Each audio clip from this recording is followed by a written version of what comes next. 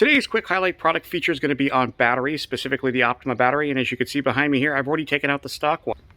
The stock battery is a little bit of a concern in the Colorado and Canyon, as it does have specific mounting points for the junction box. And as I'll show you here,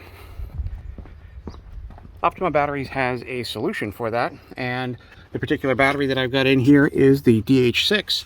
And as you can see, it actually mounts in the exact position. So this is a direct fit replacement, provides you with greater cold cranking amps, and of course it's a yellow top, so it's made to cycle deeper and provide better energy recovery. This is the big part though. As you can see, this is not taped down, zip tied down. This actually uses all of the original factory retainers and retains all the functionality of the junction block. So totally cool product here. If you're looking for a quick battery upgrade that gives you a little bit better power and direct fit replacement, this is definitely a way to go.